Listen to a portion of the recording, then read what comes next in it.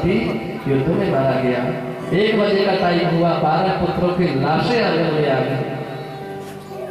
ऊंचे ऊंचे से नारदी रोने लगी, उसके हाथ की चूड़ियां टूट गई, माथे का सुहाग छिन गया, 12 वधुएं उनके ताले चूड़े सब टूट गए।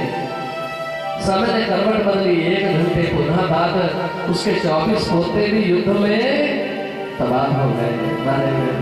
नारदी के रोने का कोई ठिकाना नहीं है। प्रिय श्रोताओं, जिस औरत का पति संसार छोड़ के चला जाता है, उसका जीवन वीरान हो जाता है, उसका जीवन सूखी हुई नदी की तरह हो जाता है, उसका जीवन जले हुए जंगल की तरह हो जाता है, उसका जीवन सूखे हुए वृक्ष की तरह हो जाता है, फलहीन वृक्ष की तरह हो जाता है। जीवित देह नदी बिनुवारी, जीवित देह नदी बिनुवारी। जैसे शरीर की कीमत बिना प्राणों से नहीं है और नदी की कीमत बिना पानी से नहीं है, वैसे ही सजनों आज नारदी का जीवन वीरान हो गया। ऊंचे ऊंचे से बिलक बिलक करके रोने लगी नारदी। आज नारदी के दुख का कोई ठिकाना नहीं है। 12 वधुएं ऊंचे ऊंचे से रोने लगी, मां हमारा इस संसार में कौन रहा, इस संसार में हमारा अपना कोई नहीं, सब हमें छोड़ करके चले गए। समय ने करवट बदली, सामने से भगवान विष्णु धोती कुर्ता पहन करके हाथ में लाठी लेकर के आ गए। नारदी क्यों रो रही है?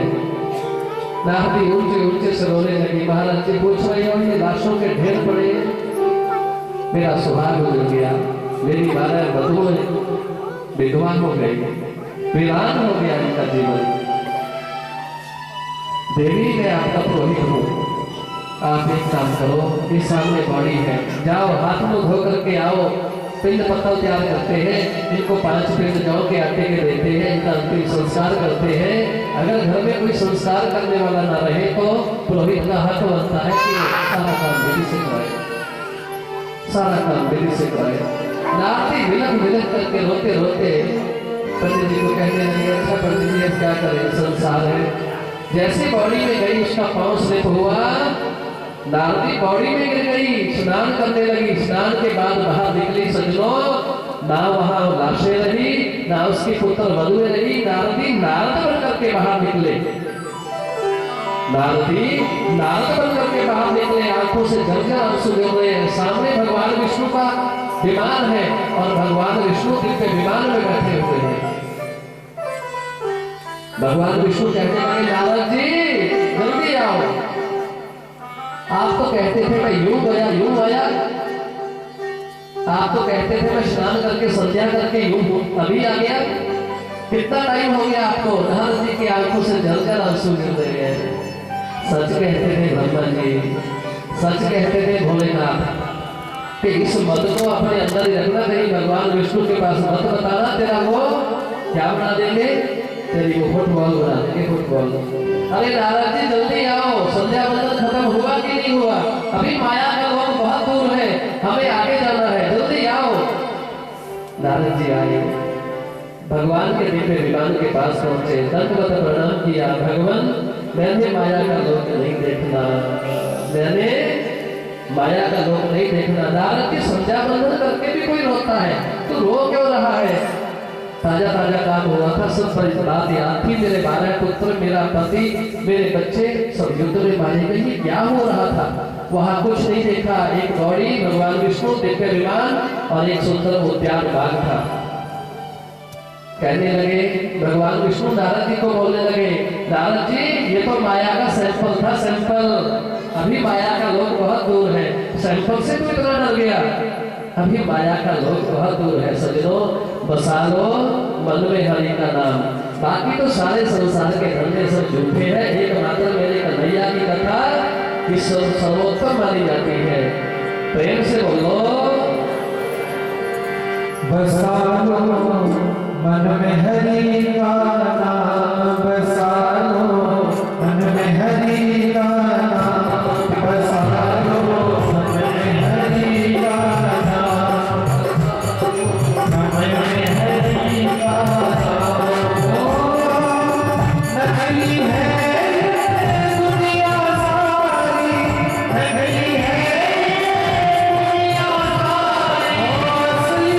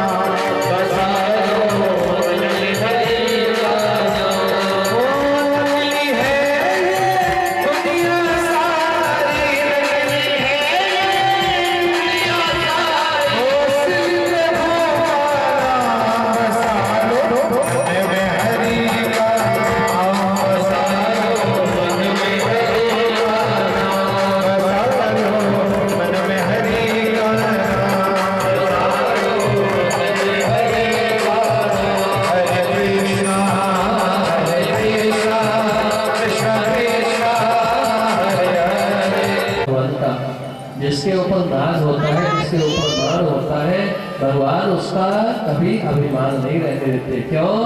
गुमान गोविंद को भावत नहीं। अभिमान मेरे गोविंद की, मेरे कन्हैया की खुराक है, खुराक वो कभी किसी का नहीं रहने देता।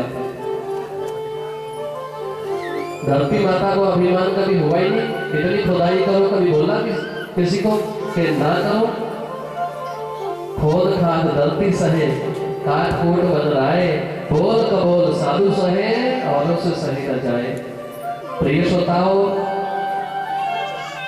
राजा जो की अगल जल, उल्टी इनकी रीत, तुलसी डर के रहिए, थोड़ी करिए प्रीत। राजा योगी, योगी महात्मा को बोलते हैं, अग्नि और जल, इनसे थोड़ी प्रीत करनी चाहिए। तुलसी डर के रहिए, थोड़ी करिए प्रीत। इनकी रीत हमेशा उल्टी होती है। रमता जोगी बहता पानी हमेशा पवित्र रहता है, एक जगह टिकने से दिक्कत हो जाती है। राजा की रीत भी उल्टी होती है, योगी की भी उल्टी होती है। जहां इनको ज्यादा सम्मान मिलता है ये वहां से निकल जाते हैं, जहां इनका लोग अपमान करते हैं ये वहां टिक जाते हैं, ये वहां टिक जाते हैं। इनको पता होता है कि बिना साबुन से मैल उतारने वाले बहुत लोग हैं यहाँ, मुझे उतारने की जरूरत नहीं है, अपने आप लोग उतार देते हैं। सज्जनों ध्यान से सुनना, कभी भी किसी की निंदा नहीं करनी चाहिए, कभी भी किसी के अवगुणों को देखने का हमें कोई अधिकार नहीं है। 3 लोगों को अधिकार है, बाकी किसी को अधिकार नहीं है अवगुण देखने का, दोष देखने का। पहला अधिकार है गुरु जी को। गुरु जी को कैसा अधिकार है दोष देखने का? मेरा बच्चा कहीं बिगड़ तो नहीं रहा, मेरा शिष्य सही रास्ते पर चला हुआ है कि नहीं, उसका दोष देखना गुरु जी का अधिकार होता है। दूसरा अधिकार होता है डॉक्टर का, इसके किस अंग में विकार है, इसके किस अंग में कौन सी दिक्कत है, वो प्राणी के अच्छे अंग न देखे बल्कि उस अंग को देखे जिस अंग में दोष है, उसका ट्रीटमेंट करे, इलाज करे, व्यक्ति ठीक हो जाता है। और तीसरा अधिकार है अपने आप को, अपना दोष देखने का। अपने दोष देखो, दूसरे के दोष मत देखो। हमें कोई टेंडर नहीं मिला हुआ किसी की बेइज्जती करने का। भागवत की कथा सुन करके सारे लोग ना बदले, हमें कोई दिक्कत नहीं है। कम से कम 7 दिनों में 7 लोग भी अगर बदल गए तो समझो हमारी भागवत लग गई, हमारी भागवत लग गई। सबका टेंडर नहीं है। 7 दिनों में कथा सुन करके 7 लोगों ने अपने मन में बिठा लिया कि हमने आज के बाद किसी की निंदा चुगली नहीं करनी और ना ही सुननी है। तो समझो बेड़ा बोलो पार है। पार तो तब होगा यदि निंदा चुगली छोड़ोगे, ऐसे पार होने वाला नहीं है। प्रिय श्रोताओं, सुखदेव भगवान कथा में वर्णन करते हैं आगे चल करके। नारद जी का अभिमान तो चूर चूर हो गया। आगे चल करके भगवान ने 8 पटरानियों से जब जब भी भगवान द्वारिकाधीश बात करते थे, जब जब भी रुक्मिणी आदि 8 पटरानियों से भगवान उनके साथ बात करते थे तो बीच में गोपियों की बात भगवान जरूर किया करते थे। क्या किया करते थे? गोपियों की बात जरूर किया करते थे। भगवती रुक्मिणी जी से द्वारिकाधीश मेरे कन्हैया वार्तालाप करने लगे, दोनों की मीठी मीठी बातें चलने लगी। जैसे पति पत्नी करते हैं ना, मीठी मीठी बातें करते हैं कि नहीं करते हैं? बुजुर्गों को देखना कितनी मीठी मीठी बातें करते हैं। सबका तरीका होता है ना अपना अपना। जब बुजुर्ग आपस में ज्यादा झगड़ा करें, बुजुर्ग और बुजुर्ग माता, तो समझना इनका प्यार उमड़ रहा है कुछ पिछले वाला है, बचपने वाला।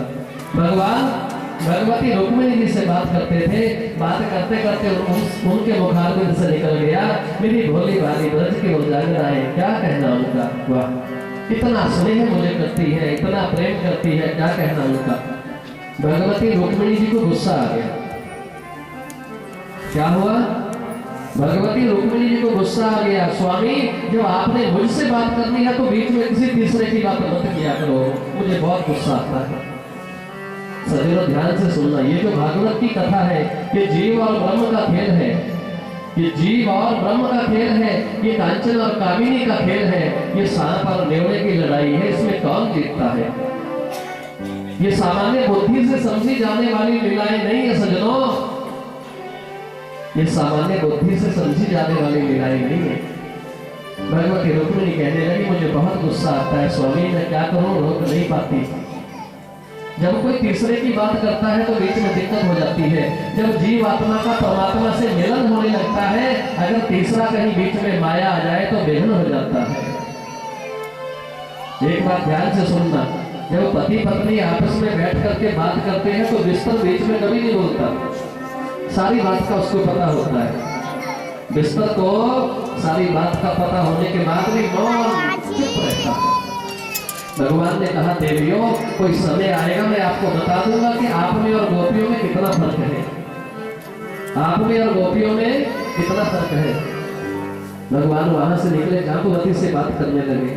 जाम्बुवती से बात की, बीच में बोल दिया वो मेरी भोली भाली ब्रज की मकान भाई, उसे भी गुस्सा आ गया। कहने लगी स्वामी जब आप मेरे से बात करते हो तो किसी तीसरे की बात मत किया करो बीच में, मुझे बड़ा दुख होता है। जो मेरे से बात करनी है तो करो, नहीं करनी है तो साइड हो जाओ, क्या दिक्कत है। भगवान वहां से निकले, सत्यभामा के साथ बात करने लगे। जब सत्यभामा से बात की, बीच में गोपियों की बात की, सत्यभामा ने भी टोक दिया। भगवान ने सोचा मेरी कालिंदी नहीं मुझे टोक सकती, मेरी काली नहीं टोक सकती, मेरी श्यामा नहीं टोक सकती, वो तो बेचारी पहले काली है, श्यामली है, और मैं भी वैसा ही हूँ, दोनों का रंग भी एक सा ही हो गया है।